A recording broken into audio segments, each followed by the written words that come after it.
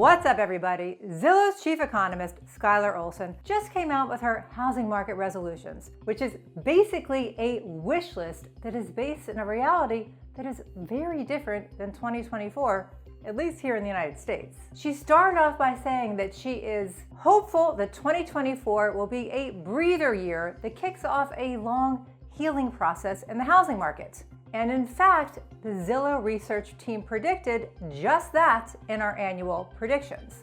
So let's go through Olsen's wish list and see if she's on point or if she's still celebrating the new year, if you know what I mean. Let's dive right in. 2023 was one of the most unaffordable housing markets in recent history. We had mortgage rates reach 8% while home prices were still super high, even with these higher rates. Inventory remained tight as sellers chose to remain where they are rather than give up their super low interest rate, causing the housing market to freeze. So, Olsen's first thing on her wish list is more homeowners decide to sell. The lock-in effect, or rate lock as she calls it, was one of the main reasons home prices remained high. There simply wasn't enough inventory, causing buyers to compete over the good homes that did come on the market. Elena Botros reports in Fortune that the median U.S. sales price rose to $431,000 in the third quarter of last year, which is down from its peak in 2022, but almost up 3% from the prior quarter. Additionally, home price growth rose nearly 5% in October on an annual basis, as reported by the Case-Shiller National Home Price Index.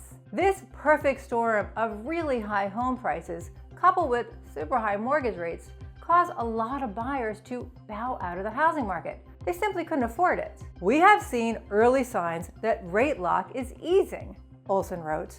Compared to pre-pandemic norms, the deficit of new listings is shrinking. It's important that this trend continues to bring the market better in balance. If this trend continues, we should see more existing home sales in 2024. Unlike in 2023, when the lock-in effect caused the number of existing home sales to be the lowest level in more than a decade. According to the National Association of Realtors, existing home sales rose in November by 0.8% after 5 months of declines. Mind you, they're still down 7.3% from November in 2022. So yes, Skylar, we too hope that more homeowners decide to sell. I'm just not convinced that it's false hope. Wish list number 2, build, build, build. Olsen emphasizes her wish for more homes to come on the market through new construction. In the long run, adding to the housing stock through new construction is even more important than more inventory coming from existing homeowners because of the housing shortage, Olsen said, adding that the latest housing starts figures shows reasons for optimism. This is true that building starts were up in November of last year, but will this be enough to save our inventory crisis? Lisa Sturdivant, the chief economist for Bright MLS, doesn't think so. Despite the higher starts in November, we are still not building enough new housing to keep up with demand, Sturdivant said, adding that the shortfall ranges from 3 to 6 million units. A lack of sufficient new housing construction drives rents and home prices up, making it difficult for individuals and families to find housing they can afford. And Lawrence Yun, the chief economist for the National Association of Realtors, agrees. Even more home building will be needed with the housing shortage persisting in most markets, he said. Home price appreciation can only moderate from drastically improved supply.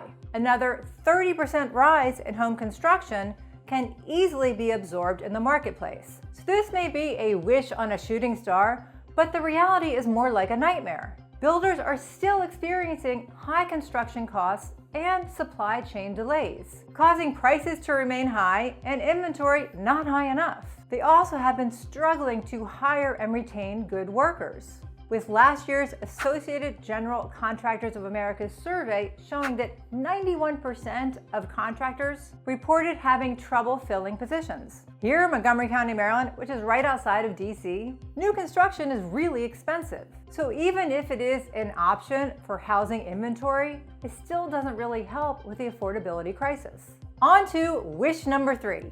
Mortgage rates are held in check. Skylar writes that it's unlikely rates will fall anywhere near the 3% range we saw in 2020 and 2021.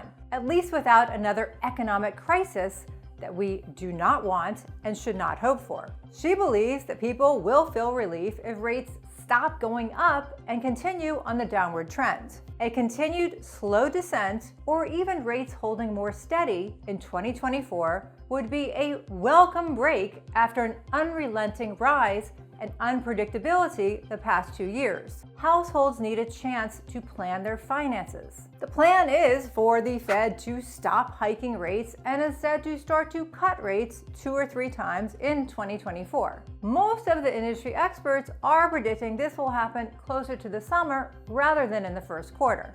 I am hopeful that mortgage rates will continue to go down. I'm just not sure how low they will go in 2024. I think we will see more in the coming months in regards to inflation and the political climate. Next up, it's Olsen's wish that rent growth stays stable. Olsen's wish is that rent growth, which stabilized at just over 3% on an annual basis as of December, remains at that level this year.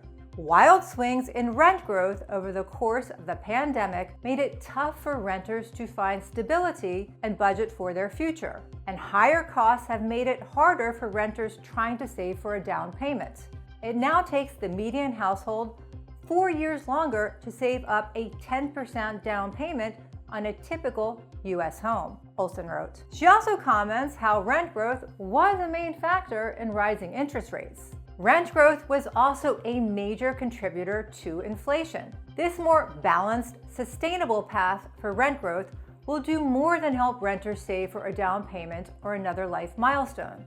It would strengthen the Fed's case to loosen monetary policy and cut interest rates. I wish this too on both accounts. The last 2 points on her wish list are a strong and sustainable job market, which she says is key to the economy achieving a soft landing, and that there are more ways for first-time homebuyers to build credit, so more people can attain home ownership. Amid a turbulent economy the past 2 years, the job market has held strong. Real wages, which fell in 2022 as inflation soared, grew in 2023. While job growth has slowed, it has not turned negative, and the unemployment rate remains below 4%, she wrote.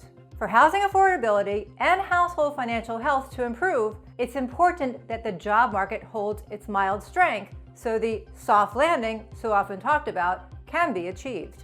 Preston Caldwell, the chief economist for Morningstar, reported their latest economic forecast for job growth. In the near term, we expect slowing economic growth to cause the unemployment rate to rise to 4.2% on average in 2024, peak at 4.4% in the fourth quarter of 2024, from 3.7% as of December 2023, which is quite mild compared with U.S. economic slowdowns in recent decades. He goes on to say it's uncharted territory all around. We really haven't had very many soft landings of this nature. So what do you guys all think of Zillow's chief economist's wish list for this year? I think we all wish that the housing market will improve, the inventory will go up, the rates will go down, and that more buyers will be able to afford a home. Let's pivot to Redfin's latest housing market update for the 4 weeks ending December 31st to see the most recent housing market data. The median sale price was up 4.4% year over year, the biggest increase since October of 2022. Newark, New Jersey has the biggest median sale price increase year over year at 18.2%. And Fort Worth, Texas has the biggest median sale price decrease, down 3.1%. New listings are up 9.5% year over year, with active listings down 3.9% year over year, the smallest decline since June. New listings are up the most in Phoenix, Arizona, up 23.5%, and down the most in San Francisco, down 35.3% year over year. Pending sales are down 3.3% year over year, the smallest decline since January of 2022. Pending sales are up the most in Dallas, Texas, up 11.3%, and down the most in Providence, Rhode Island, down 15.4% year over year. 26.5% of the homes for sale sold in the first 2 weeks, up from 25% a year ago. 24.2% of the homes sold above the list price, up from 23% a year ago. The median days on market was 41 days, down 2 days from a year ago. All of this indicates a strong seller's market. Then again, you do have 3.9% of the homes with a price drop, up 0.5 points from a year ago. And the months of supply is 3.8 months, up 0.3 points from a year ago. These are all national stats, and as we know, real estate is very localized. What's happening in one part of our country can be very different than what's happening in another part. So comment below and tell us what you're seeing where you live. If you missed last week's video on the real estate predictions for the first quarter of 2024, definitely check that out next. Lawrence June is quite the optimist. Thanks for watching. I do appreciate it. Bye!